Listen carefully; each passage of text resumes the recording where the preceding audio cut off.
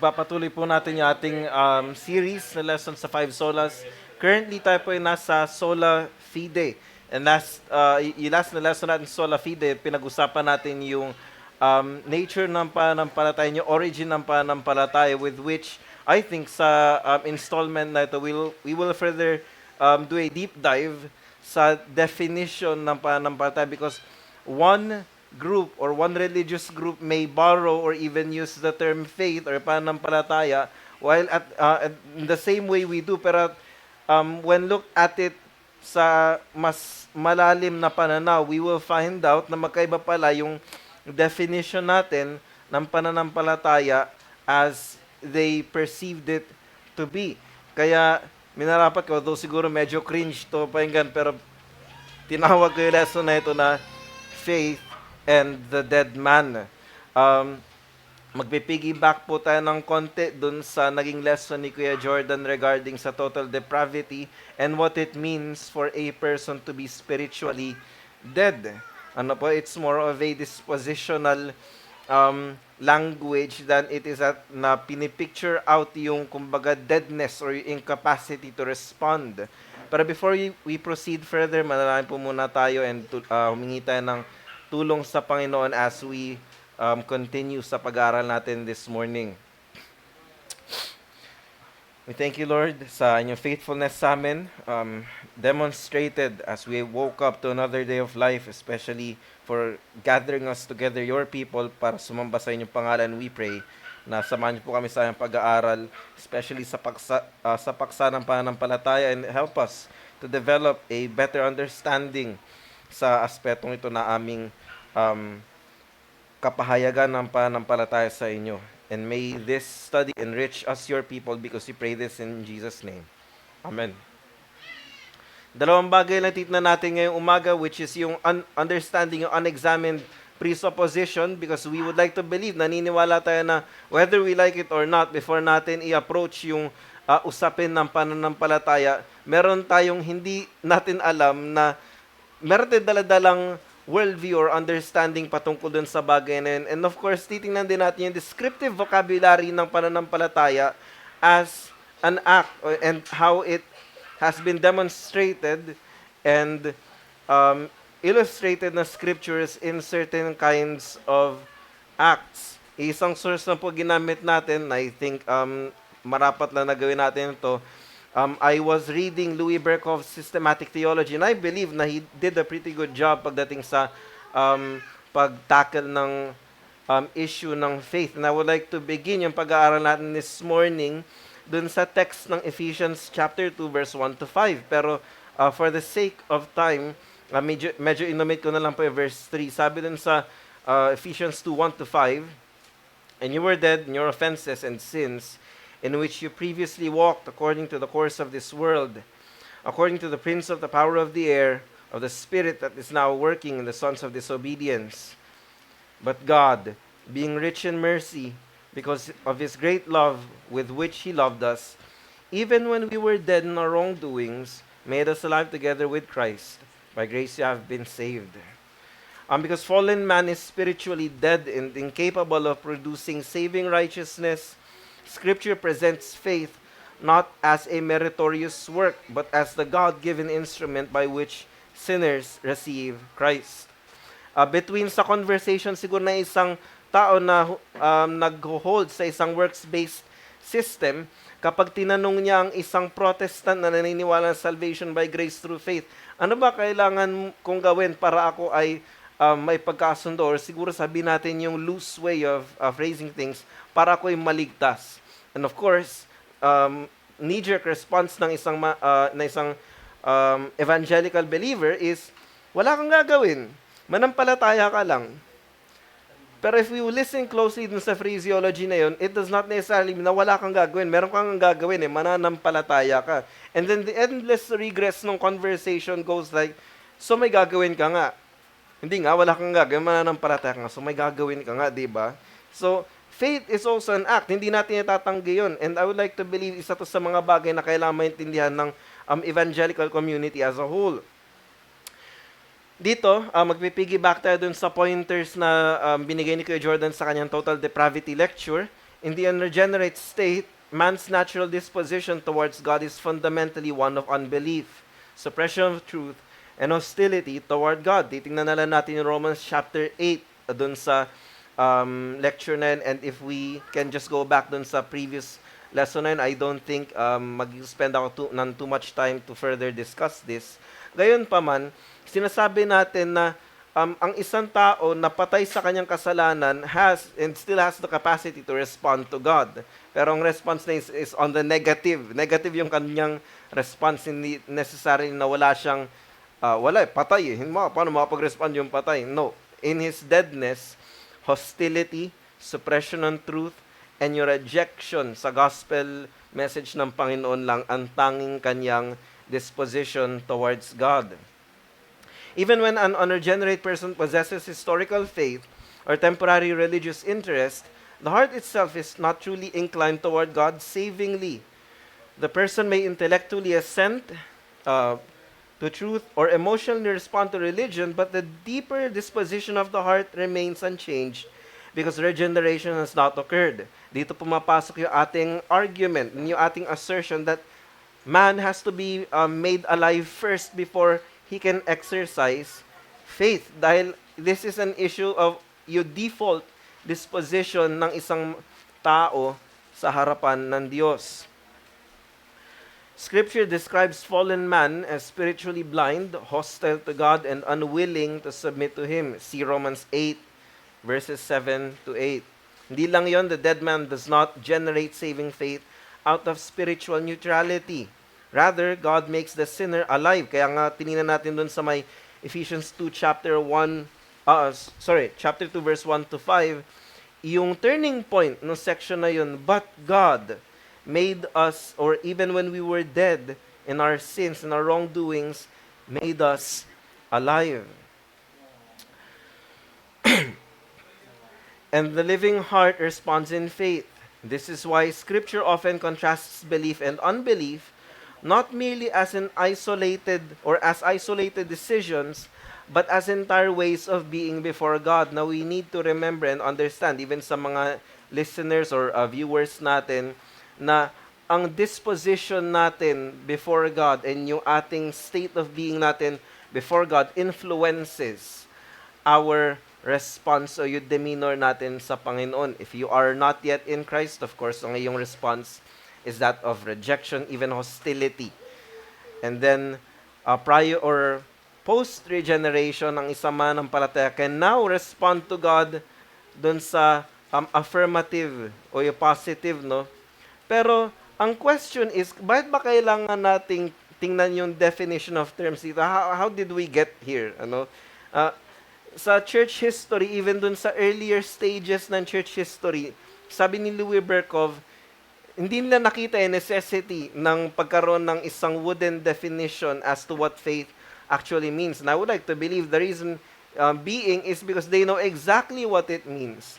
Although may mga instances sa Scripture where that is being demonstrated na ang mga tao ng Panginoon ay nakakalimot sa ibig sabihin o yung implication ng tunay na pananampalataya sa Panginoon, they have a clear picture and understanding as to what faith means. And given yung time difference natin from the 1st century to the 21st century, we need to understand na yung words and yung meanings of words changes over time. Kaya kailangan natin ma-recover what the word faith means.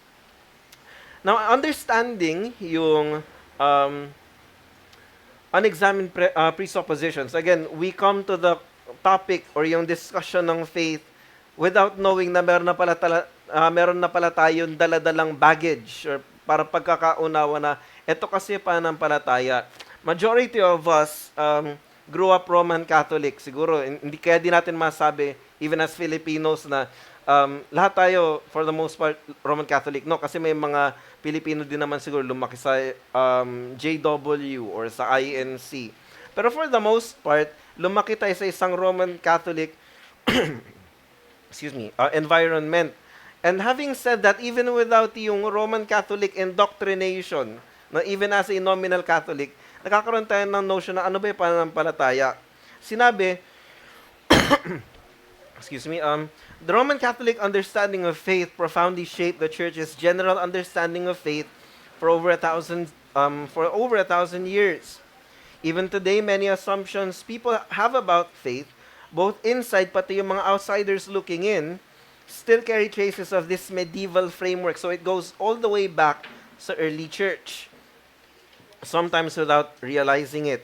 And isa sa mga pinakamalaking influence or epekto nung understanding na ito is yung paniniwala, believing church doctrine to be true. Now, it doesn't have to necessarily mean yung Roman Catholic doctrine, pero even sa evangelical groups, by default, ang understanding ng faith is paniniwala, pananampalataya. Meron sinabi yung minister, may sinabi yung pastor o yung pare, and to believe that is to equate that to pananampalataya or faith.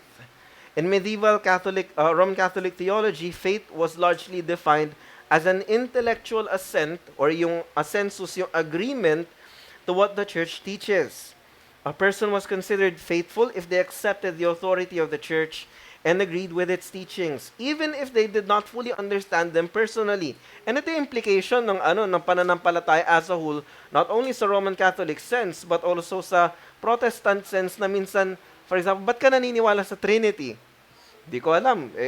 Doon na ako lumaki. Ba't ka naniniwala sa by grace through faith alone? Okay, yun nasa Bible. Now, while as clear as it may be, and I think, personally, yun talagang naging kicker sa akin sa deeper understanding na bakit by grace through faith is because of who Christ is and what He has done for us. Although much is still to be said, yun yung nangyayari, yun yung notion, yun yung Roman Catholic baggage and culture na dala-dala natin when approaching faith. Faith is simply believing a certain set of truth propositions. Yun yung pananampalataya. Kaya nga sinasabi natin kanina, kapag nagkaroon ng engagement ang Roman Catholic or even yung evangelical na siguro natin medyo base level na understanding as to what they believe. Sabi mo, ano gagawin ko para maligtas? Manampalataya ka lang. Anong itsura ng pananampalataya, di ba? A person is considered faithful if they accepted the authority in the church. Nabanggit natin yon. Ito yung tinatawag sa Roman Catholic doctrine na yung implicit faith. Fides implicita. Because of this, the word faith in popular Christian consciousness, and again, sa pangkalahatan na to, whether you're Roman Catholic or whether you're Protestant, ito na yung notion ng faith sa atin in general. It became gradually associated with believing religious teachings, accepting doctrines, affirming creeds, first and foremost, Roman Catholic ka, or sabihin natin, kung doon ka sa Reformed side of the argument, ikaw ay creedal, and submitting to ecclesiastical authority. This influence remains extremely widespread today. Even in ordinary language, many people still define faith simply as believing something religious. Kaya minsan, kahit hindi naman manampalataya, sabihin niya, I have faith. I am a man of faith. Ang ibig pala niya sabihin yung mga parang Mother Nature or Mother Earth, that kind of stuff. No? That's not necessarily faith. Meron lang siyang notion of believing something na outrageous.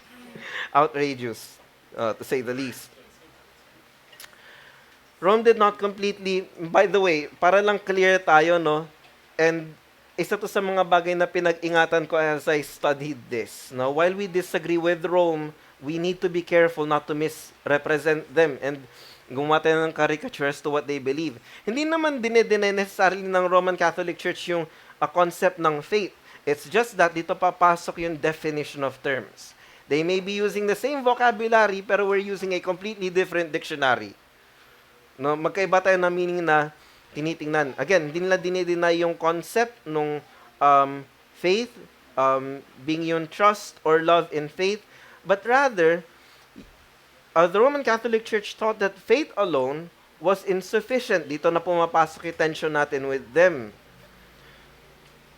Unless it was formed or even perfected by love, itinatawag na fides formata caritate. Justification therefore came to be understood not through faith receiving Christ alone, but through faith completed by love and infused righteousness. You infuse righteousness, by the way, yun ay nakukuha nila dun sa infant baptism nila. So, yung grace na yun, tag dito na, kumbaga na-infuse sa kanila, doon pumapasok yung concept nila ng mortal sin, yung sin that kills grace, yung venial sins na parang sakto lang ganun. But I do not want to go to that rabbit hole, no? Nonetheless, hindi naman din na dinedeny. Iba lang yung pananaw nila pagdating sa pananampalataya. Faith has to be perfected in love. Yan tinuturo nila. Justification therefore came to be understood not through faith receiving Christ alone, but through a faith completed by love and infused righteousness. Your reformers, on the other hand, responded by insisting that faith justifies not because of any merit, virtue, or moral quality found within faith itself.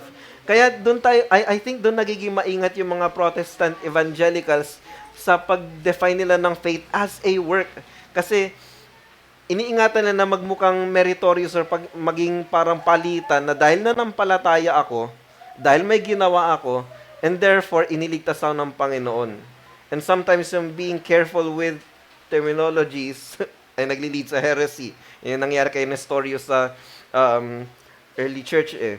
Gayon pa man, it's not because of yung quality ng faith na meron tayo, but solely yung faith receives Christ and His righteousness. Faith is not the ground of justification. Christ is. And ito yung napaganda, yung faith is merely the empty hand receiving Christ. Kaya nga, kung pwede may magbasa no Romans 3:28 and then pa-jump dun sa Romans chapter 4, verse 5, please. Volunteer. Romans chapter 3:28 and next is Romans 4 verse 5. Kahit isang tao na lang po magbasa nun. For behold that one is justified by faith apart from works of the law. And then verse 5 ng chapter 4. To the one who does not work and believes in him who justifies the ungodly, his faith is counted as righteous. Yun yung ina-argue ni Paul na ang basis ng pakikipagkasundo o yung pag-aaring ganap ng Panginoon sa isang mananampalataya ay yung pananampalataya because it is yung conduit, ito yung instrument with which we receive Christ and the graces of God. Therefore, yung biblical doctrine ng sola fide, while the Roman Catholic argues na so makikita yung sola fide sa Bible, di ba? Walang sola fide sa Bible. They can argue all they want, pero the scriptures clearly teach na sola fide stands or falls on the nature of faith itself. If faith is transformed into a meritorious contribution, then grace is no longer grace. Na I think isa yun sa mga arguments ni Paul, no? Na kung na-earn natin yung grace, hindi na yung grace, di ba? And that's why minsan nagiging careful din yung iba na ipag-argue sa Roman Catholic. Wala kang gagawin. Manampalataya ka lang.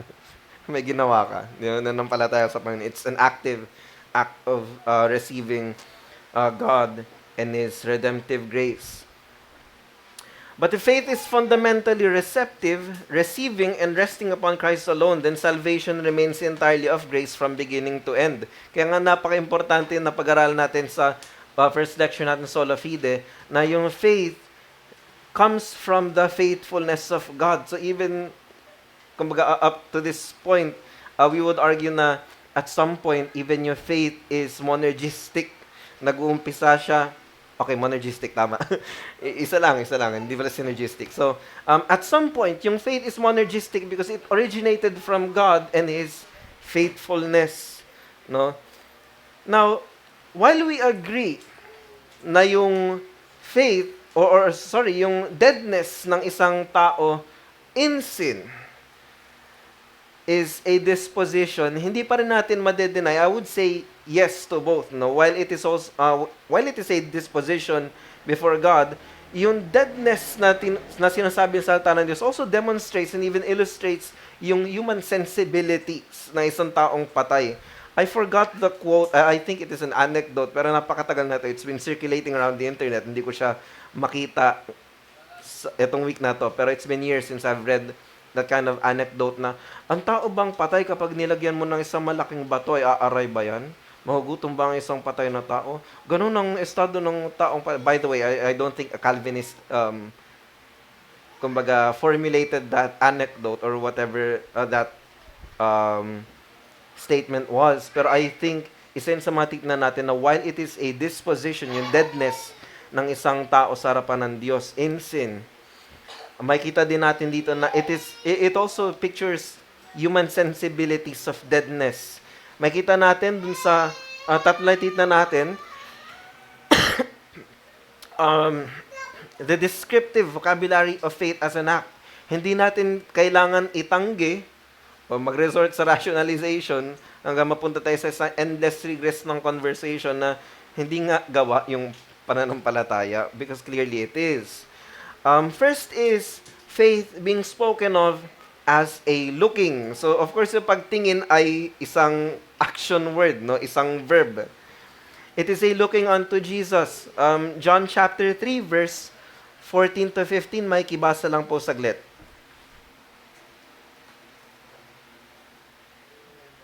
John chapter 3 verse 14 hanggang 15. Malapit-lapit sa John chapter 3 verse 16. John chapter 3 verse 14 to 15. And as Moses lifted up the serpent in the wilderness, so must the Son of Man be lifted up, that whoever believes in him may have eternal life. Thank you po. No? So, it is a picture or an imagery of looking. And dun sa sinabi ni Jesus Christ, as Moses lifted up the serpent, this narrative goes back dun sa Numbers chapter 21. We all know what happened there, na dinisiplina ng Panginoon ang Israelites because of their murmurings, because of their complainings, and then pinagtutuklaw sila na ahas. And then Israel, and yung mga tao ng Israel, need to look at that brazen serpent for their healing, para sa kanilang kaligtasan, at least sa kanilang physical salvation and redemption. The emphasis is not on intellectually agreeing that a serpent exists. Ito na tayo, no? So, hindi, kagaya na sinasabi natin, yung faith, hindi lang yung agreement or yung assensus sa isang truth proposition. Hindi naman naligtas yung mga Israelita na, alam ko yun yung serpent to. No, they had to look at the serpent for them to be preserved. The emphasis is desperate dependence. The Israelite looks because he knows he is dying and believes God's provision is his only hope.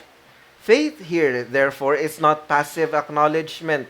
It is the soul turning toward God's saving provision in helpless reliance. Kaya nga sabi ni Louis Berkhoff, as he doubles down dito sa illustration na ito, sabi niya, this is a very appropriate figure, yung illustration na yun, because it comprises the various elements of faith.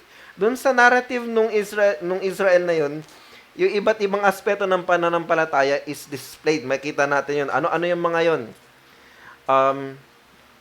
Especially when it refers to a steadfast looking to anyone, as the passage indicated. Ito yung mga present na elements ng faith dun sa Numbers 21.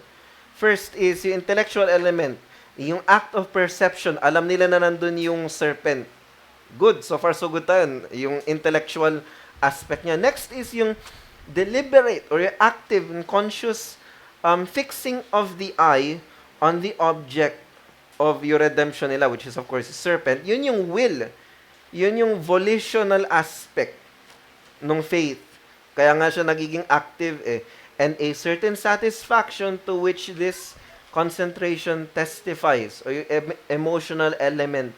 They find and they receive healing and satisfaction dun sa redemptive provision or salvific provision na binigay sa nila ng Panginoon. Faith therefore involves the whole person, the mind recognizing Christ, the will turning toward Christ, and the heart resting in Him. Second, it is also represented as a hungering and thirsting and eating and drinking. And I think this is where the Roman Catholic theology kind of, kumbaga, pinupukpuk nila ito like a dead horse, for the most part. And we are willing to argue they're wrong sa interpretation nila dito, especially sa John chapter 6, verse 50 hanggang 58. Siguro ako na lang muna doon, no? Kasi this is a very lengthy read. Pero siguro, in a nutshell, dito nila kinuha yung kanilang theology na Eucharist. Na kung kung sino man di kumakain sa akin, di uminom na aking dugo, then you have no part in me. Pero, if they knew John and how John, the author, used words, hindi niya nimimin yun literally. Otherwise, kung titnan yun in a Jewish perspective, they will, and in fact, kaya nga sila repulsed dun sa illustration na binigay ni Christ because it's cannibalistic and it's against their law. And for Christ to suggest the literal reading ng Eucharist as the Roman Catholic suggests, is Christ then contradicting the whole law? I don't think that's the case. The image of hungering and thirsting deepens this even further. Hunger is not mere mental agreement that food exists. Balik na naman tayo dun sa intellectual aspect. Hindi lang na alam nila na may hindi lang alam ng tao na may pagkain, hindi lang alam natin na may Kristong namatay. Everybody knows that. Pwede tayong kumapital dun sa evangelism na alam mo naman siguro yung nangyari kay Jesus Christ. No? Of course they know that. Pero why is it na hindi nila magigets yung deeper meaning nung ginawa ni Kristo para sa nila? A starving man does not merely affirm the concept of bread. Hindi po nakakabusog yung iisipin mo na yung pagkain. In fact, it intensifies and amplifies your need for food. Mas nakaka-hungry yung pag-iisip lang sa pagkain, not be satisfied. Iniisip mo lang eh. No? He longs for it because he knows he cannot live without it. Likewise, faith is the soul's recognition of its need for Christ. And when the scripture speaks of eating and drinking Christ, dun sa John 6, the imagery becomes even more intimate and personal. Faith receives Christ inwardly. Kaya sinabi ni Berkhoff sa kanyang article ng Faith sa Systematic Theology, when men really hunger and thirst spiritually, they feel that need, or they feel that something is wanting, or may nawawala, merong kulang. They're conscious of the indispensable character of that which is lacking, and endeavor to obtain it. So bakit kaya yung mga nakakaalam nung ginawa ni Christ para sa kanila ay hindi pa rin nakatagpo na kaligtasan? It's because hindi nila nakikita, no? And they're not pursuing yung bagay nun because hindi naman sila nagugutom parang because they're dead in their sins. Yung sinasabi ng Ephesians chapter 2. All this characteristic of the activity of faith in eating and drinking, we not only have the conviction that the necessary food and drink is present, hindi lang natin alam na si Christ ay namatay para sa atin, or even we argue na nabuhay siya para sa atin sa kanya active obedience, but also the confident expectation that it will satisfy us just as in appropriating Christ by faith. We have a certain measure of confidence that He will save us. Ang tunay na tao na nananampalataya kay Kristo not only knows that what Christ has done for him, but also yung satisfaction that they will find in Christ. And we would even say na not only do they know what Christ has done for them, but also knows what Christ is continually doing for them. Faith is not detached acknowledgement. So, hindi po divorce yung pananampalataya sa parang, okay, passive faith, alam ko lang yan, etc. But personal reliance, and this again suggests yung activeness ng faith as a conscious, active act. No? A personal reliance upon Christ as the soul's necessary nourishment and life. Kaya nga, ito napaganda sa Jewish worldview eh. Sobrang limited na vocabulary nila that they resort to pictures to describe yung ilang mga salita. Kaya when they said that Christ is the bread of life, nakikita nila na si Christ yung bread that will satisfy them. Hindi na siya tipong figurative na Christ satisfies. It's just that their vocabulary is that limited, at least nung kapanahunan nila. And I would like to believe that the same continues to ring true for us. If Christ is the bread of life, we know that He is. We can find satisfaction or kabusugan, if I may use that term, in Christ alone.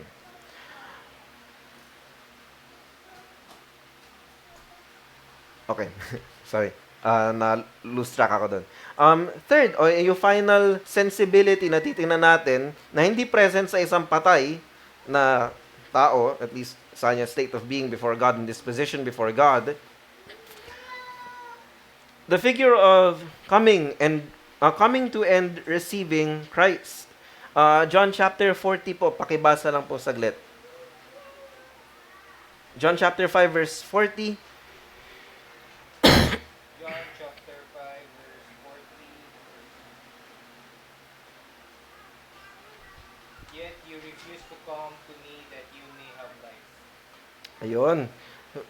Sabi ni Christ sa kanyang mga audience, yet you refuse to come to me. So yung coming na yun, and again, merong active of coming and not coming. And dito, not only is it a sensibility demonstrated, but a disposition toward Christ during the time of His ministry. Receiving is not earning. Yun yung ina-argue natin sa konsepto ng panampalataya at biyaya. Receiving is not earning. The empty hand contributes nothing to the gift it receives. The scriptures insisted that faith justifies not because it has merit in itself, but because it receives Christ and His righteousness. And I think dito pumapasok yung definition of terms natin, which is why it's not right na mag-oversimplify or mag-oversimplify ng mga bagay-bagay, because in the process, either ma-misrepresent natin yung isang view or ma-misunderstand natin altogether isang bagay na itinuturo natin. So, kung saan naging careful yung isang Protestant evangelical na wala kang gagawin, kundi manampalataya ka lang, may ginawa ka na nga, di ba? Sinasabi natin na yung pananampalataya, while it is an act, na hindi siya meritorious. And again, we would argue sa may Ephesians chapter 2 na even faith is a gift from God. Yung conduit, yung means, yung pipeline, yung tubo from which na-receive natin yung biyaya ng Panginoon is a gift of God. Berkov observes that medieval theology made love the thing that perfected faith into a justifying faith. But the biblical metaphor of receiving shifts the focus away from faith's internal quality and toward Christ as the sufficient Savior who is simply received. Imagine kahit sa doctrine natin ng justification, nagmamanifest siya sa aspect natin ng practical Christian living na minsan nakadepende tayo, nakatingin tayo sa quality ng faith and obedience natin. Kaya nade-depress yung majority ng Christians kasi iniisip nila, I'm not faithful enough. Well, God is. The figure of coming to Christ pictures faith as an action in which man looks away from himself and his own merits to be clothed with the righteousness of Jesus Christ. And that of receiving Christ stresses the fact that faith is an appropriating organ. And I think mas maganda mag-focus tayo doon na faith ay yung means or yung instrument with which God, we receive yung grace na dinidispense or binibigay sa atin ng Panginoon.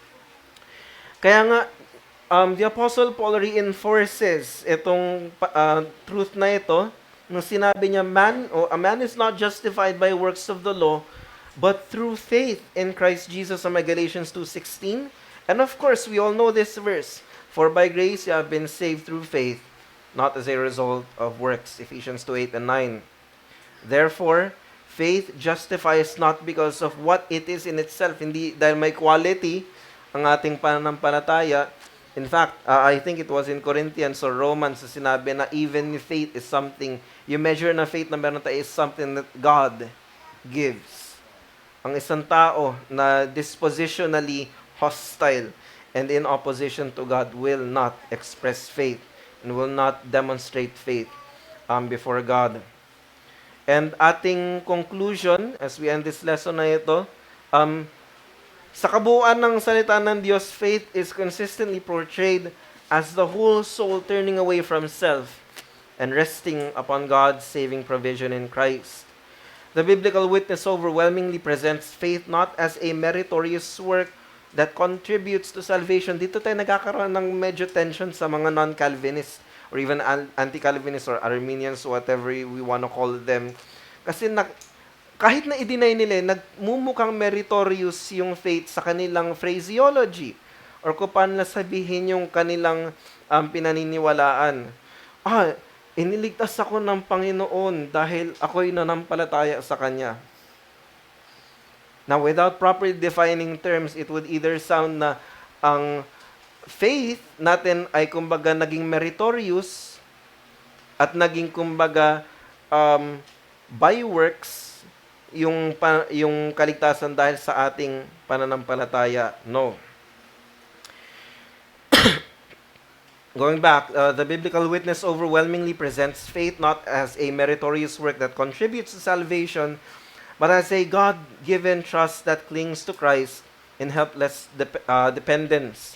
To look, hunger, thirst, come, receive, and rest. These are the living pictures Scripture used to define faith. Sa ulit-ulit naman, saving faith is not merely believing that Christ can save, but personally entrusting oneself to Him as the only sufficient Savior. This is not an issue whether one believes in faith. Minsan, painggan mo si R.C. Sproul magsalita, minsan parang bigla kang ma-trigger ng, what? Ano sabi niya? May sinabi si R.C. Sproul na ganito, na, I'll just paraphrase, pero he said something in the lines of, kumbaga, one is not saved by the doctrine of justification by faith alone. But what he said is that, or what he means is that, hindi yung doctrine yung nakapagliligtas, but the object of faith. Yung person with which yung faith rests itself as the object, Christ. Kasi marami naman na naniniwala na ang salvation is by grace through faith. But why is it na their life says otherwise? Why do they not have this natural love for God and for His people and for His Word? Kasi ito yung baggage natin coming from a Roman Catholic perspective. And of them, we know these things. And that's not faith. At least, yung incomplete picture nun. In the end, saving faith is not merely believing that Christ can save, but personally entrusting oneself to Him as the only sufficient Savior. And dalawang application lang, although medyo correlated yung dalawa, first is sa ecclesiastical or communal application. It calls the church to recover a biblical understanding of faith as a personal trust in Christ, rather than mere intellectual agreement, emotional experience, or outward religious activity. And we are thankful na nasa community tayo ng mga manampalataya that does not settle for anything less than sound teaching that teaches us what faith actually is. Sure, maaring yung lahat ay wala pa sa ganang estado, but we believe in the sanctifying work of God through His Word and through His Spirit that we will all get there and have a pretty solid understanding of what faith is. Preaching must not only inform the mind, but call people to look to Christ. Dito tayo nagkakaproblema. And while the community we are in is something, if I may use the word, pride itself, pagdating sa gravity and soundness ng teaching, sometimes nagiging theological info dump na lang yung nangyayari sa mga pulpito. Ang Greek word nung ganito ay ganyan. Parang, how will that benefit and how will that increase the faith of the individual believer? That must not be so. Preaching must not only inform the mind, but call people to look to Christ, receive Him, and rest in Him alone. And I would say not only for one's justification, but also in one's sanctification. Dito tayo talaga challenged as individual believers, and even as a church at large. Na while we believe na ang faith is ongoing, we act as if para tayong mga Arminian na yung pananampalataya happened only at one point in history. That should not be the case. At the same, so applicable yung faith not only sa justification natin, but it is also effective sa ating sanctification. At the same time, churches must take doctrinal teaching seriously, since true faith is grounded in the truth of God's Word. This is where the majority of evangelical fails. The reason why they do not know what they believe and why they believe what they believe is dahil wala ng doctrine sa kanilang mga teachings and preachings. Either anecdotes, nag-share na lang yung pastor, quote-unquote, ng kanilang personal experiences and what have you. That must not be the case in the Church of God. Pastorally, this doctrine also reminds the church to continually direct weak and strong. I think this perfectly fits yung sinabi ni Kuya Jordan kanya sa preaching niya. Hindi ko alam yung preaching niya, pero this perfectly fits dun sa concept na yon.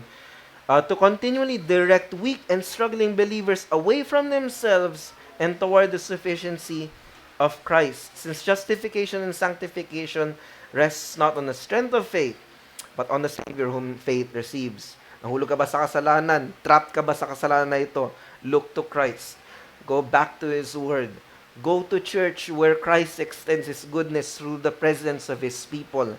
Though imperfect, but something that Christ perfects over time sa magitan ng sanctification. No? Lastly, sa individual level, this calls every Christian to examine whether their faith rests merely in religious knowledge, tradition, emotional experience, or truly in Christ Himself. Last night, may pinapahinggan ako. I'm not sure if this man is a Christian, pero he has very good, solid commentary pagdating sa religion in history, sa Religion for Breakfast. And meron siyang topic na nag-pique ng interest ko, which is yung baggage ng religion sa isang taong nag-deconstruct. No one really leaves religion. That's his main thesis. Pero, ang pananampalataya hindi lang intellectual, hindi siya sa kung ano lang nakagis natin kasi you can leave this place and have that emotional baggage and that experiential baggage na I should not be here, I should be in church. Pero maybe that's just tradition speaking, no? This is really something, no? Biblical faith is a life of continual dependence upon Christ. Kaya nga, it is persevering, it is active, it is conscious. Hindi siya passive. Looking to Him, resting in Him, trusting in daily for grace, forgiveness, and perseverance.